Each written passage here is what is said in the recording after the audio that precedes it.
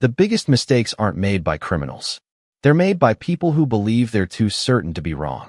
Officer Daniel Carter would spend the rest of his career remembering the next 30 seconds. But at that moment, standing beneath the fading glow of a late summer sky outside Baltimore, Maryland, he believed he was about to make the biggest drug bust of the month. Red and blue lights reflected across the polished windows of a dark gray SUV as evening traffic rolled past at a cautious pace. Drivers slowed just enough to wonder what had happened before disappearing down the highway. Behind the wheel sat Vanessa Brooks, a composed black woman in her late 30s whose expression never changed, even as Carter approached with measured confidence.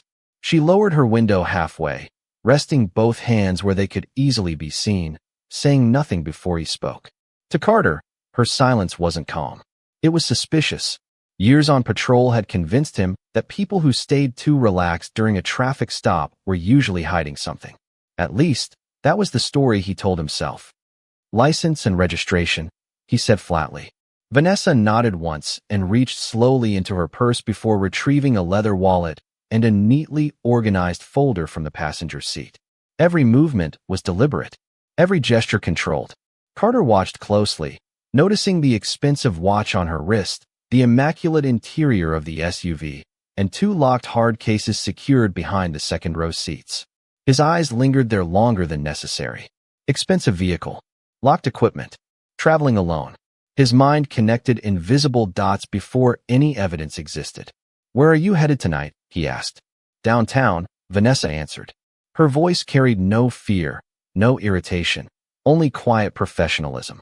"Business or personal?" "Business." The answer was short enough to frustrate him. Carter glanced toward his patrol vehicle, where Sergeant Mark Reynolds had just stepped out after hearing the radio call requesting backup. Reynolds approached with an easy grin, but the expression faded the moment he noticed Carter's unusually focused stare. "What's going on?" Reynolds asked. Carter never took his eyes off Vanessa. "Something feels off."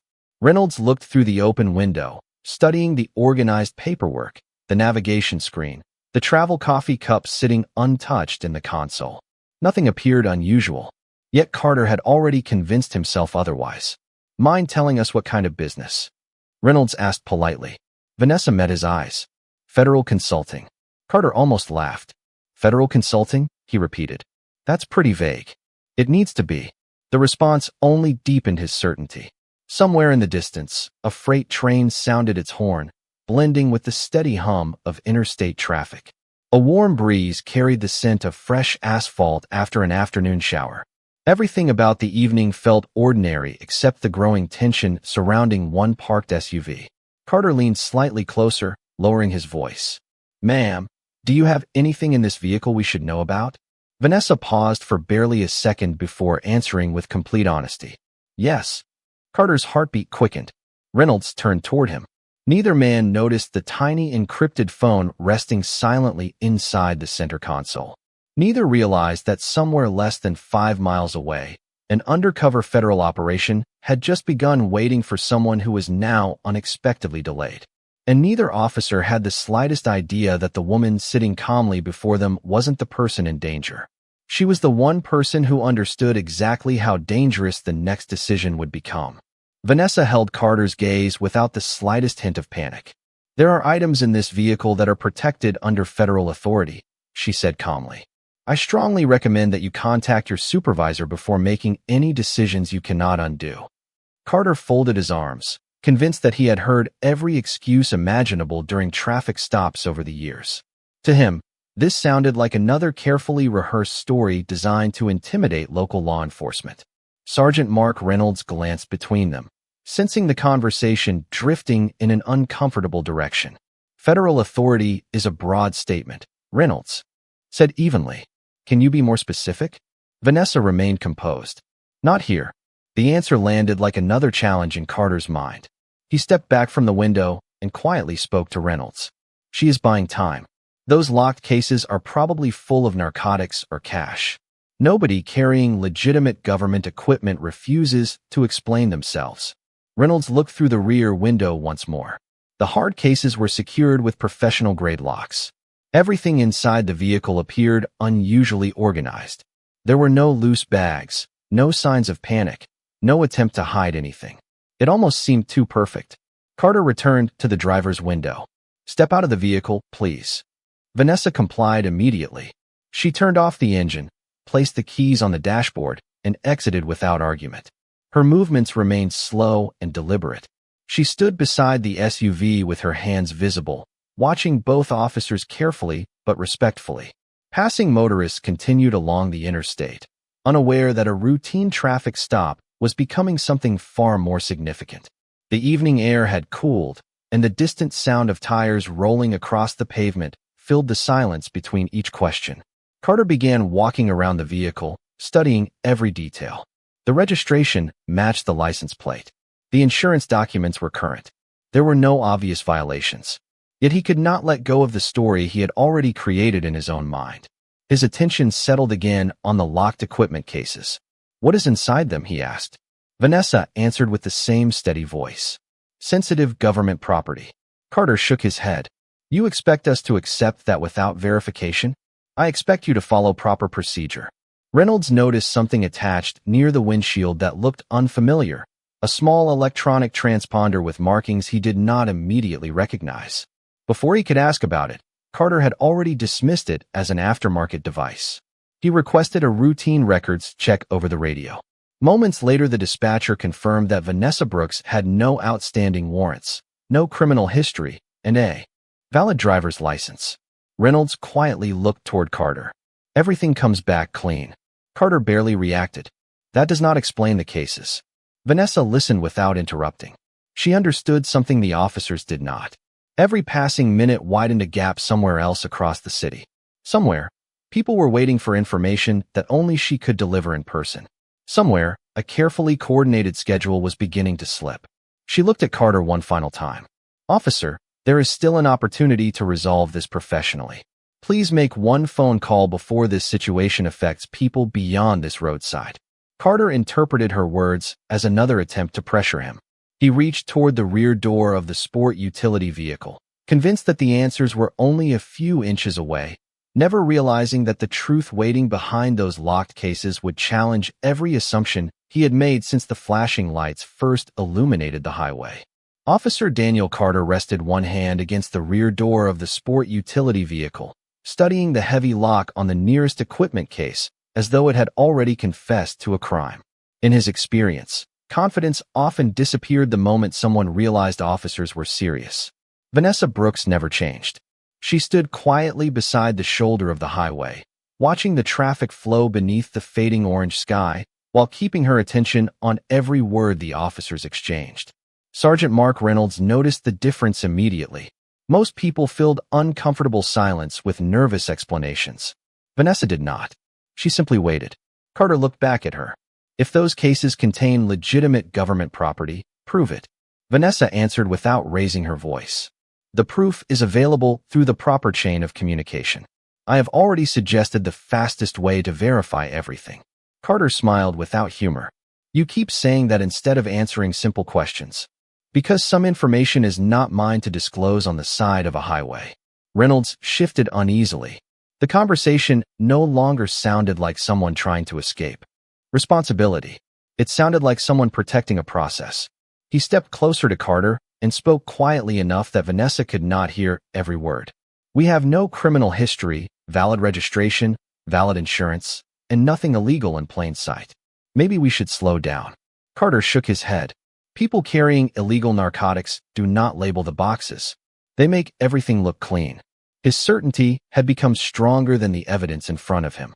He requested additional records through dispatch, asking whether any state or local agency had flagged Vanessa's vehicle. The answer returned within moments. Nothing. No alerts. No investigative notes. No reports. The radio fell silent again. Carter frowned. "That does not mean she is clear." Reynolds looked toward the sport utility vehicle once more. A small government parking permit rested near the lower corner of the windshield. It was unfamiliar but professionally printed. The encrypted phone inside the center console suddenly lit up for a brief second before the screen went dark again.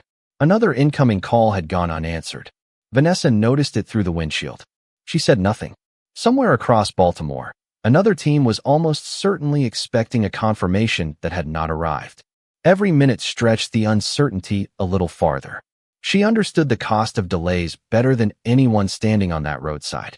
Carter circled to the rear of the vehicle again. The hard cases remained exactly where they had been secured, untouched and silent. They looked ordinary enough to anyone passing by, yet their presence continued feeding his assumptions. Reynolds took a slow breath. "Ma'am, is someone expecting you?" Vanessa answered honestly. "Yes." "Are they going to become concerned?" "If enough time passes, they already are." Carter interpreted the exchange differently.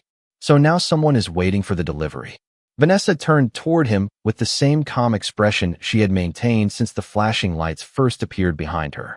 "Officer, assumptions can become very expensive when they replace facts." For the first time, Reynolds noticed that her words carried neither anger nor fear. They sounded more like a warning offered to someone standing too close to the edge of a mistake. Yet Carter had already convinced himself that opening those locked cases would validate every instinct he trusted, unaware that the truth inside would not expose a criminal enterprise, but reveal how quickly confidence without evidence could unravel an entire evening. The silence lasted only a few seconds, but it felt much longer beneath the flashing patrol lights.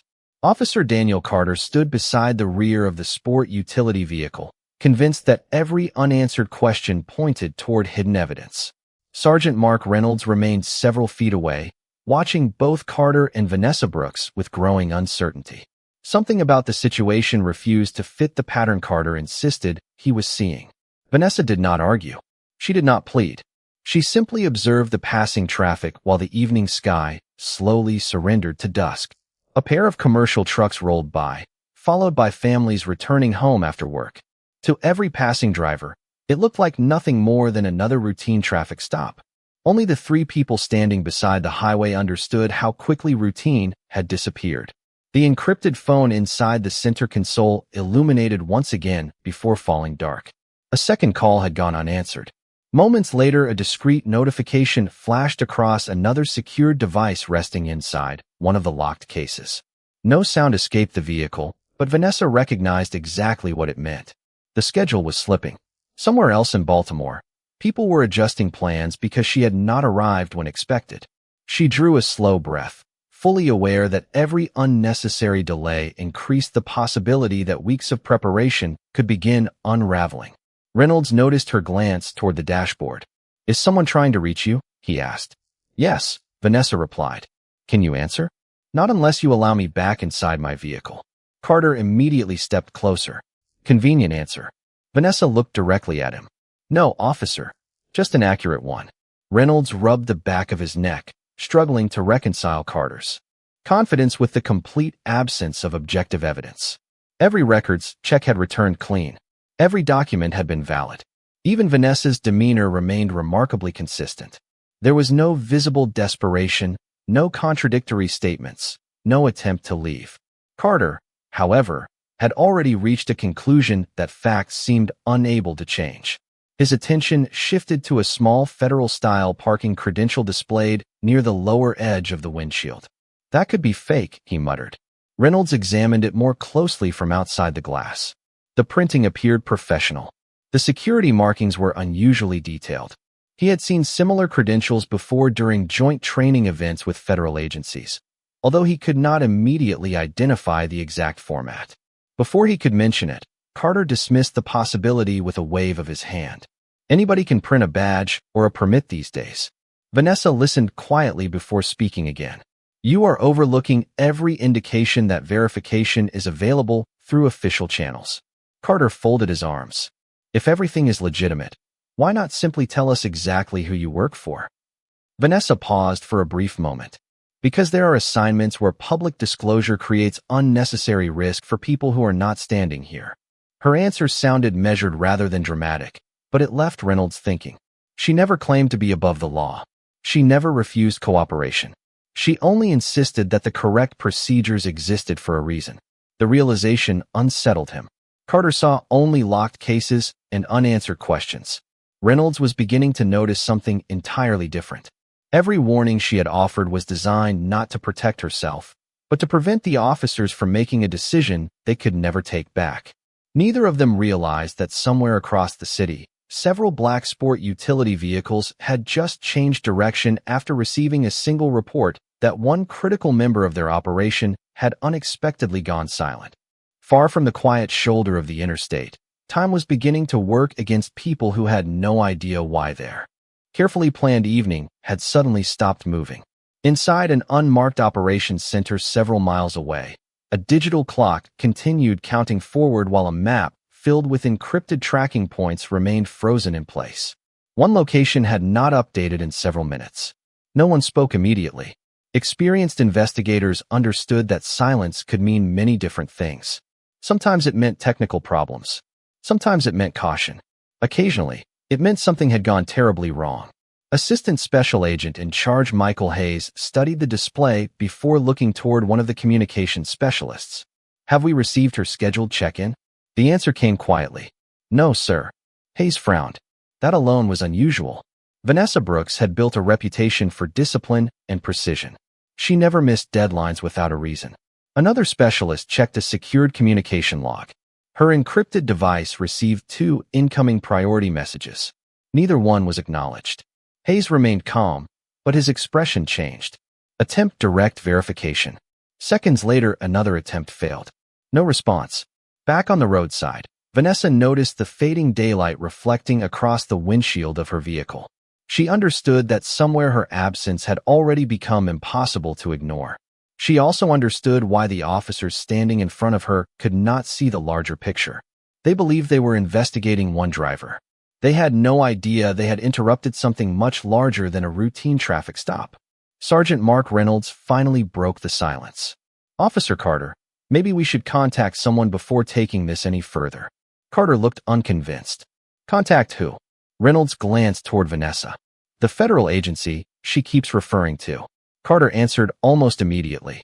"She has not identified one." Vanessa spoke with the same measured tone she had maintained since the beginning. "Because verification should come through official channels, not roadside conversations." Carter shook his head. "You keep expecting us to trust you." "No," Vanessa replied. "I expect you to trust procedures." The distinction lingered in the air longer than either officer expected. Reynolds quietly considered everything that had happened during the stop. She had complied with every lawful instruction. She had provided valid identification. She had answered every direct question without contradiction. Most importantly, she had never attempted to leave. The only thing she consistently refused to do was bypass professional protocol. Meanwhile, inside the operations center, another communication reached Michael Hayes. A transportation monitoring system had finally identified the last confirmed location of Vanessa's government-authorized vehicle. The coordinates appeared on the large display. Hayes stared at the highway marker before turning toward his team. "She has not disappeared," he said. "She has been stopped." The room became noticeably quieter. "Local law enforcement?" someone asked. Hayes nodded once. "That is the most likely explanation." He did not raise his voice or show frustration. Years of leadership had taught him that assumptions solved nothing. Facts did. "Prepare to verify her status," he instructed. "No one escalates. We establish communication first." Outside, the last rays of sunlight disappeared below the horizon as the flashing emergency lights became brighter against the darkening sky. Carter still believed he was only moments away from confirming his suspicions. Reynolds was beginning to hope those suspicions were wrong. Vanessa remained exactly where she had been from the beginning, patient enough to let the truth arrive on its own schedule, knowing that before long the sound approaching from somewhere beyond the next exit would change the entire conversation without requiring her to argue another single word. The first sign that something had changed was not a siren. It was silence. Officer Daniel Carter noticed it before he understood it. The routine radio chatter that usually filled the evening suddenly became unusually restrained, as if people on the other end of the channel had begun choosing their words more carefully. Sergeant Mark Reynolds looked toward the highway just as several dark sport utility vehicles appeared in the distance, traveling together with steady purpose. None displayed flashing emergency lights. None rushed through traffic recklessly. They simply moved with quiet confidence until they reached the shoulder behind the patrol cars. One after another, the vehicles came to a controlled stop. Carter frowned. "Who called them?" he asked. Reynolds slowly shook his head. "I did not." The doors opened almost simultaneously. Men and women dressed in plain business attire stepped onto the shoulder, wearing clearly visible federal credentials around their necks. There was no shouting, no dramatic entrance, only practiced professionalism. At the center of the group walked Assistant Special Agent in charge Michael Hayes. His expression remained calm as his eyes immediately found Vanessa Brooks standing exactly where she had been instructed. She acknowledged him with a slight nod, nothing more. Hayes returned the gesture before addressing the officers. "Good evening. I am Assistant Special Agent in charge Michael Hayes with the Drug Enforcement Administration." Carter stared for a moment before answering. "This individual claims to be connected with a federal agency." Hayes glanced toward Vanessa. She did not claim anything. He reached into his jacket and produced official identification. "She is Special Agent Vanessa Brooks, and she is assigned to an active federal operation." For the first time that evening, Carter found himself without an immediate response. Reynolds quietly exhaled, the uneasy feeling he had carried for the past several minutes suddenly making perfect sense. Hayes continued speaking with measured professionalism. "We have been attempting to establish communication after she missed multiple scheduled check-ins. Our concern was for her safety." Vanessa finally spoke. "My communication devices remained inside my secured vehicle after I was instructed to step away from it." Hayes nodded once. "Understood." Carter looked from Hayes to Vanessa and back again. "If she is a federal agent, why did she not simply show us proof?" Vanessa answered before Hayes could. "Because identifying myself publicly before verification through official channels could have compromised an active investigation. I repeatedly requested that proper procedures be followed." Reynolds remembered every warning she had offered, every opportunity she had given them to pause, every calm suggestion to verify instead of assume. None of them had been threats. They had been chances to prevent exactly this moment. Hayes walked toward the sport utility vehicle, stopping beside the locked equipment cases visible through the rear window. "These cases contain government-issued investigative equipment," he explained evenly. "Their contents are protected under federal authority." Carter felt the certainty that had guided every decision since the traffic stop slowly disappear beneath the weight of documented facts. The expensive vehicle, the encrypted devices, the secured cases, the reserved answers, every detail he had interpreted as suspicious now fit together in an entirely different picture. Vanessa had never been concealing criminal activity. She had been protecting an ongoing federal mission. The flashing patrol lights still reflected across the highway, but somehow they no longer felt like symbols of authority. They felt like reminders that authority carried responsibility, and that the difference between confidence and certainty could reshape an ordinary evening into a lesson that every person standing on that roadside would remember long after the lights were turned off. No one spoke for several long seconds. The highway remained busy, the patrol lights continued flashing across the pavement, and yet the atmosphere had completely changed. Officer Daniel Carter looked at Vanessa Brooks with a different expression now, not because she had raised her voice or demanded respect, but because the facts standing in front of him had quietly replaced every assumption he had made. Assistant Special Agent in charge Michael Hayes maintained the same professional tone that had marked his arrival. "Our first priority is determining whether the active operation has been affected," he said. One of the federal agents nodded before retrieving a secure tablet from a vehicle. Another agent established an encrypted communication link with the operations center. There was no rush, no confusion, only a carefully practiced system moving exactly as it had been designed. Vanessa was finally permitted to return to her vehicle long enough to retrieve her secured communication device. The screen immediately displayed several missed priority notifications along with multiple requests for status updates. She acknowledged the messages one by one before placing a brief call through the encrypted network. "Special Agent Brooks reporting," she said calmly. "I am safe. Delay caused by an extended traffic stop. No compromise of secured equipment. Awaiting further instructions." After a short pause, she listened carefully before answering. "Understood. I will provide a complete report." She ended the call and looked toward Michael Hayes. "The operation has been adjusted. The team adapted before any sensitive information was exposed." Hayes gave a quiet nod of approval. "Good. That is what preparation is for." Sergeant Mark Reynolds felt an enormous sense of relief. The outcome could have been far worse. Procedures had protected not only the federal investigation, but also everyone standing on the roadside. Carter remained silent. His confidence had disappeared, replaced by the uncomfortable realization that every opportunity to verify the situation had been available from the very beginning. Hayes turned toward both officers.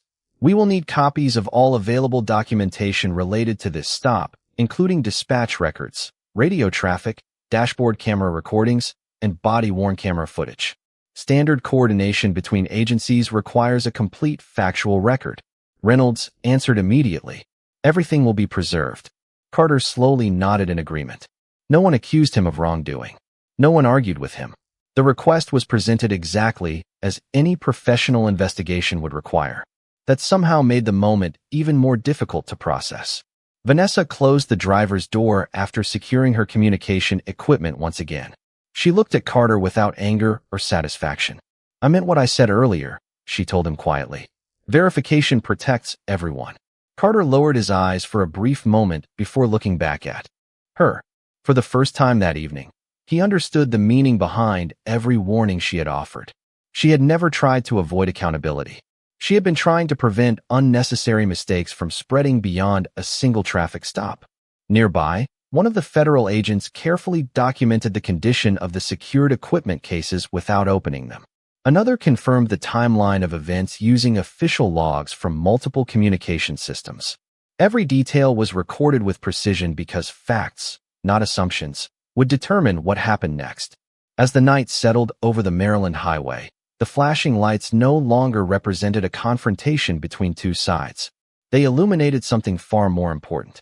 Every badge carried authority, but every decision attached to that badge would eventually be measured against evidence, procedure, and truth. On that quiet stretch of road, the truth had finally arrived, and it had done so without raising its voice. The roadside had finally grown quiet, but the questions raised that evening were only beginning to travel through official channels. Before leaving the scene, Assistant Special Agent in Charge Michael Hayes thanked the local officers for preserving every recording associated with the stop. There was no accusation in his voice and no attempt to assign blame on the shoulder of a highway. Professional organizations relied on documented facts, and documented facts required patience. By the following morning, copies of the dispatch logs, radio communications, dashboard camera recordings, and body-worn camera footage had been transferred through established procedures for review. The purpose was not to confirm anyone's opinion. It was to reconstruct exactly what had happened from beginning to end. Sergeant Mark Reynolds replayed portions of the recordings while completing his incident report. Watching the encounter from the perspective of the camera felt different from living through it. Small details that had seemed insignificant in the moment now stood out with surprising clarity. Vanessa Brooks had complied with every lawful instruction. She had answered questions directly. She had repeatedly requested verification through official channels instead of asking for special treatment. Most importantly, she had offered multiple opportunities to slow the situation down before assumptions became decisions. Reynolds quietly realized that professionalism often sounded much calmer than authority. Officer Daniel Carter reviewed the same recordings later that afternoon. Without the pressure of the roadside and without the confidence that had shaped his earlier judgment, the conversation unfolded differently than he remembered. Each recommendation Vanessa had made had been measured and respectful. Each response from her had pointed toward procedure instead of confrontation. Carter paused the video several times, noticing how quickly he had interpreted ordinary facts as evidence supporting a conclusion he had already accepted. The expensive vehicle, the secured equipment, the reserved answers, and the federal-style credentials had all reinforced an expectation instead of prompting additional verification. It was an uncomfortable lesson because the recordings did not exaggerate anything. They simply preserved reality exactly as it happened. Meanwhile, Vanessa submitted her own report through federal channels, documenting the timeline, the delayed communications, and the successful protection of sensitive information. She avoided speculation about anyone's motives. Her report focused only on observable events because she understood that accountability depended upon evidence rather than emotion. Michael Hayes reviewed both federal and local documentation before speaking with senior leadership. "The operation remained secure," he explained. "The interruption created delays, but established procedures prevented greater consequences. His assessment reflected the same principle he had demonstrated on the highway. Facts first, conclusions second.